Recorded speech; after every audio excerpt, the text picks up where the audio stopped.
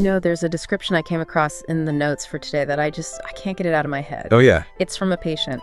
They said, imagine swallowing a jagged piece of glass and then trying to push it out through a straw that is constantly cramping. Wow.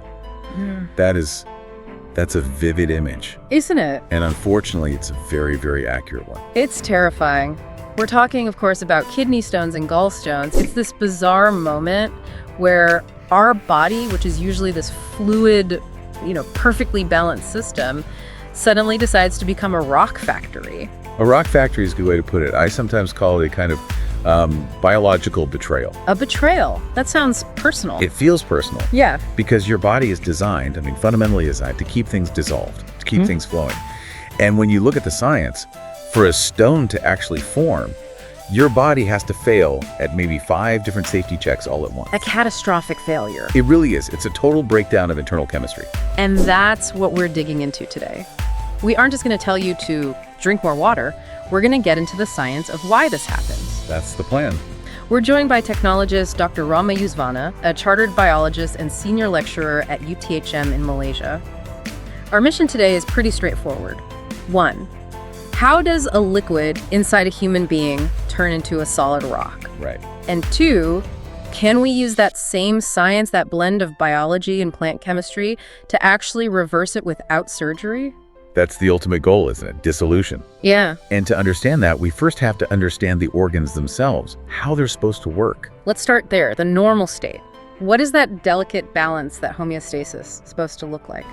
Well, think of your body as a high-precision laboratory. The concentrations of everything have to be exact. Okay. And the kidney is maybe the most important part of that lab. I like to call it the filtration factory. A factory. It's filtering about, 180 liters of blood every single day? 180. But we don't even have that much blood in our bodies. We don't. We have about 5 liters. So that means your entire blood volume gets scrubbed clean something like 36 times a day. Wow. It's relentless. And the kidney isn't just a simple filter. It's not just a drain. It's actively deciding what to keep and what to throw away. It's reabsorbing glucose, amino acids, and regulating electrolytes. Sodium, potassium, and crucially, calcium. And calcium is the problem, right? The building block. For most stones, yes. But here's the paradox. Calcium is essential. Your heart can't beat without it, so the kidney is designed to hold on to it. But if the concentration in the urine gets too high, well, then we leave biology and enter the world of physics. Okay, before we get to the physics, what about the other player here? The gallbladder. Right, the gallbladder. If the kidney's a factory, the gallbladder is more like a metabolic storage tank. So it just holds things. It holds bile, but it also concentrates it. The liver makes this green fluid that dissolves fats, but you only need it when you eat, fatty foods. So the gallbladder stores it up? Exactly. And it sucks the water out, making the bile maybe 5, 10, even 20 times more potent. It's reducing the sauce, so to speak. But that sounds risky, making something more concentrated. It's a very dangerous game. You're pushing all those ingredients, cholesterol, bile salts, closer and closer together. And if you push them too close, they start to stick. So in both organs, we have a fluid that's just barely keeping solids dissolved. Correct. It's a state we call metastability. It's stable, but only just. Like a pencil balanced on its tip, a tiny nudge can knock it over. And when it knocks over, that's a stone. That is the very beginning of one. And this brings us to the core mechanism, the real enemy here. It's a concept called supersaturation. Supersaturation. I think I remember this from a high school chemistry class, like making rock candy. It is exactly the rock candy experiment. You take a glass of iced tea, you add a spoonful of sugar, and it dissolves. Fun. Add another, and another. Eventually, you run out of water molecules to surround the sugar. You've hit the saturation point. Add one more grain, and it has nowhere to go. It just falls to the bottom as a solid. So in our bodies, the sugar is calcium and the tea is urine. Precisely. And if you're dehydrated, you have less tea in the glass.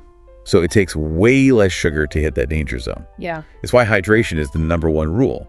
Less water means higher concentration. Okay, that makes sense. But a kidney stone isn't just dust at the bottom of a glass. It's this spiky, solid rock. How does it get from dust to that? That's the next step. It's a process called nucleation. You need a seed crystal. A tiny little nanocluster forms first. Just a tiny speck. Yeah, and in a healthy person, you'd just pee this out and never even notice. Yeah. But for a stone former, that little seed crystal acts like a magnet. It attracts other crystals. So they start stacking up. They aggregate, yes, layer by layer. And here's the really scary part. They don't just float around. They often anchor themselves to the kidney wall. They stick to it. Yes, onto something we call Randall's plaques. Randall's plaques. That sounds like something out of an old medical drama. It kind of does. There are these tiny deposits of calcium phosphate that form just under the surface of the kidney lining. Eventually, they can erode through to the surface, Creating a rough patch. a perfect foundation. Now, those free-floating crystals snag on that plaque and cement themselves in place. They stop moving, and they just sit there, bathing in supersaturated urine, growing bigger and bigger. So it's not just diet then. There are biological reasons this happens. Oh, absolutely. Diet is a huge factor, but the research points to some fascinating biological saboteurs. There's even a missing microbe that plays a huge role. A missing microbe in my gut. Exactly. There's a specific bacteria called Oxalobacter formigenes. Oxalobacter. Let me guess, it eats oxalate. It loves it. That's Yeah. its main food source. So when you eat something high in oxalate, like spinach, this bacteria in your gut just gobbles it up. So it cleans it up before it even gets to your kidneys. It degrades it so it never enters your bloodstream. But here's the problem. Oxalobacter is incredibly sensitive to modern antibiotics. Oh. So that course of antibiotics you took for a sinus infection a few years ago, it might have wiped out your entire colony. And once it's gone, it's very hard to get back. So it's not my kidneys failing, it's that I accidentally fired the security guard in my gut. You've got it. So now you eat the same salad, but all that oxalate floods your system and hits the kidneys. Boom, supersaturation. That's incredible. So before we move on to the gallbladder, let's just quickly look at the different kinds of kidney stones. It's not just one type, is it? No, and knowing the type is critical for treatment. The overwhelming majority, about 66%, are calcium oxalate. That's the main one. Then you have calcium phosphate, or carbapatite, at around 16%. Uric acid stones are next at about 12%. And those are the ones linked to a high-protein diet. Yes, and acidic urine. Yeah. And then you have rarer ones like struvite, which are actually caused by infections, and brushite. Okay, so let's shift over to the gallbladder. Is it the same story over there? Similar physics, but very different chemistry. And a really fascinating twist involving our own immune system. I saw this in your notes, something called neutrophil extracellular traps, or NETs. It sounds like a weapon. It basically is. Neutrophils are a type of white blood cell, our first responders. Usually they hunt bacteria. When they find one, they have this kamikaze move. They literally explode. They explode! They rupture and shoot out their own DNA like a net to trap the bacteria. That is the wildest thing I have ever heard. It's an effective strategy. But in the gallbladder, the immune system can get confused. It sees these tiny cholesterol crystals forming and thinks, invader, So it sends in the neutrophils. which then explode and shoot their DNA nets everywhere. But cholesterol isn't a bacterium, it doesn't die. Instead, that sticky DNA net acts as a glue. A glue. Yes, it traps all the little crystals binding them together. The immune system, in trying to attack the stone, actually provides this scaffolding to build it bigger. Unbelievable. So a gallstone is a rock held together by the DNA of my own dead immune cells. Correct. And like with kidney stones, there are different types. About 80% are these cholesterol stones. And the other 20. Pigment stones. And here's a strange paradox. Cholesterol stones are linked to high-fat diets, which makes sense. Right. But pigment stones are often linked to extreme low-fat, low-protein diets. Wait, eating low fat can cause stones. How does that work? Well, your gallbladder is a muscle. It needs fat to get the signal to squeeze and empty. If you're on a very low-fat diet, it never gets that signal. It gets lazy. The bile just sits there and stagnates, forming sludge and stones. Wow. So it's all about keeping things flowing. It's all about flow. Okay, let's do a quick recap. We've covered a lot of ground. Let's do it. So we've learned that supersaturation is the root of the problem. Too much stuff, not enough liquid. In the kidney, it's mostly calcium oxalate, sometimes because we're missing key gut bacteria. In the gallbladder, it can be too much cholesterol, a lazy organ, or even our own immune system's sticky DNA nets helping to build the stone. That's a perfect summary. You have the why. Now the question is, what can we do about it? Exactly. Let's talk about the standard of care. What happens in a clinic? Well, conventional medicine is excellent at crisis management. For kidney stones, we'll use pain medication and alpha blockers to relax the ureter muscle. If that doesn't work, we have things like shockwave lithotripsy to blast the stone into dust. And for the gallbladder? The gold standard is usually just cholecystectomy, We remove the entire organ. Just take it out. It's effective, but it has permanent consequences for digestion. And for kidneys, the recurrence rate is incredibly high because you've removed the stone, but you haven't changed the underlying chemistry. The factory just built another one. Which is why we need to look at alternatives. This is where your work in phytotherapy comes in. Precisely. Yeah. Using medicinal plants to address the root cause. But before we get into the specifics of those plants, I understand there's a really unique opportunity for some of our listeners who might be, fascinated by this deep science. Yes, that's right. If this kind of intersection between biology, chemistry, and engineering excites you, you don't just have to listen. You can actually contribute. You're looking for researchers. We are. We have opportunities for master's or PhD research studies under my supervision or with my colleagues at UTHM in Malaysia. We're looking for people passionate about biotechnology or bio-focused engineering technology. And what's really amazing is the flexibility here. Yes, we've structured it so you don't necessarily have to relocate to Malaysia full-time. Data collection and analysis can often be done right in your home country. We want to build a global team to solve these biological puzzles. That's an incredible offer. So if you're listening and you want to be part of this research, this is your call to action. We would be thrilled to have you. Okay, so back to the plants. How can a plant fix a rock? Well, unlike a single target drug, a plant is like a chemical toolkit. It works on multiple levels. I like to break it down into three main actions: the flush, the release, and the block. The flush, the release, and the block. Okay, the flush sounds like diuretics. Exactly. Yeah. Potent ones?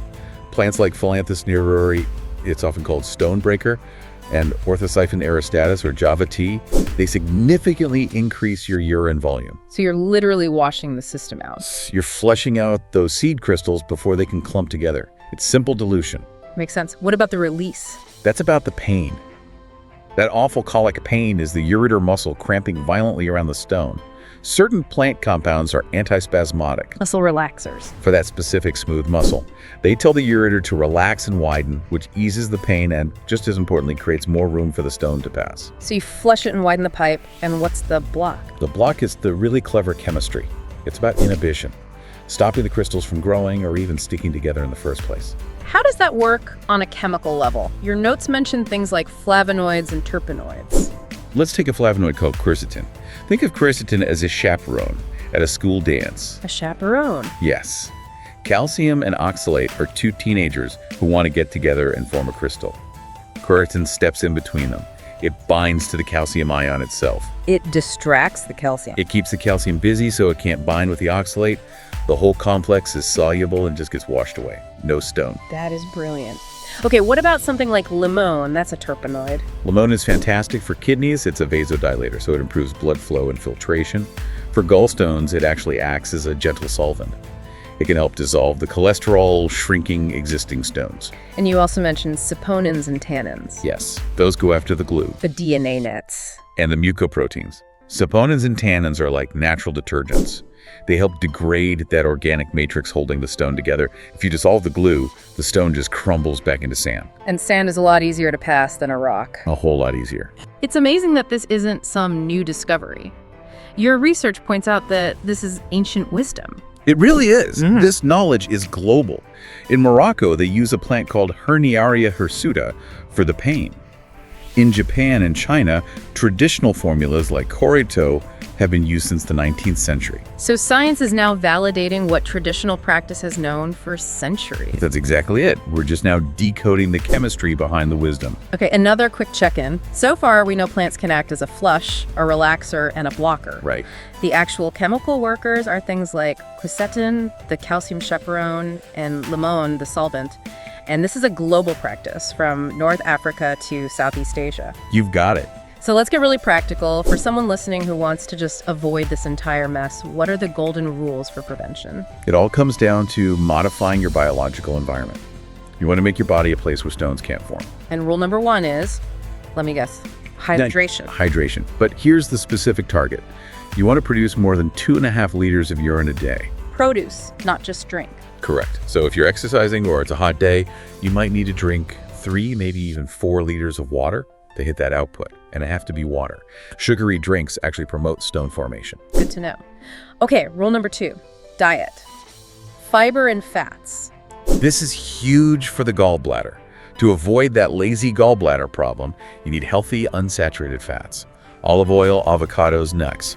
These trigger the gallbladder to contract without overloading it with cholesterol. And fiber? Fiber binds to bile acids in the gut and removes them. This forces the liver to pull more cholesterol from your blood to make new, fresh bile. It keeps the whole system turning over. So it's about keeping things moving. Rule number 3 is metabolic load. This sounds serious. It's about protecting the kidneys. Yeah. The two biggest offenders are salt and animal protein. Salt I get, but meat. High salt intake forces your kidneys to excrete more calcium into the urine. More calcium means a higher risk of stones, and animal protein makes your urine more acidic. Which stones love. Exactly. Calcium oxalate and uric acid stones crystallize much faster in an acidic environment. Plant proteins are much safer. And the final rule, number 4, micronutrients. Yes, there are natural inhibitors you want more of, specifically magnesium and citrate. Citrate, like from lemons and limes? Yes. Citrate is amazing. It's like liquid Teflon for stones. It coats the crystals so they can't stick together. And magnesium is also key. How does that help? Magnesium competes with calcium in your gut. If magnesium binds to oxalate, it gets passed without being absorbed. You want the magnesium to get there first. So a spinach salad is actually safer if you put nuts and a lemon dressing on it. Precisely. Yeah. You're engineering your diet. You don't have to fear the foods, you just have to pair them intelligently. This has been so enlightening. It really feels like we aren't powerless in this. The future seems to be this combination approach. That's the key takeaway. The future is synergy. It's coupling phytotherapy, these validated plants, with intelligent lifestyle changes. It is holistic management. So as we wrap up, what's one final thought you want to leave everyone with? I would say this. A stone is not just bad luck. It is a signal. It's your body telling you that its internal balance is broken. The goal shouldn't just be to remove the symptom, the stone, but to listen to that signal and restore the balance. Listen to the signal. I love that. And a final reminder, if you want to be part of the research that's decoding these signals, Dr. Yusvana's team at UTHM is looking for people. We'd love to hear from you. I want to express my utmost gratitude to technologist Dr. Rama Yusvana for his enlightenment and his invaluable insights into the topics we discussed today. It was a real privilege to have you break this down for us. The pleasure was all mine. Thank you for having me. Check the summary link in the description. Stay curious. I have to admit, my brain is it's officially full. It's fascinating, but wow, it is heavy stuff. For sure. And it is a lot to digest. We covered some really complex ground today, but we actually came up with a little something to help with that. We created a free PDF e-poster that sort of visually summarizes the key points we went over. Oh, like a cheat sheet. That's it, yeah. A cheat sheet for all the pathways and ideas. I love that. A visual guide. Precisely. So if you want to get it, all you have to do is just check the video description. You'll see an email address there. Just drop us a line to join the mailing list. And you'll send it over. And we'll send that poster directly to your inbox. That is actually a huge help for reviewing this stuff. And it's, what, completely free? Absolutely free. Perfect. Well, there you have it. Go check the description, grab that poster, and we will see you in the next deep dive.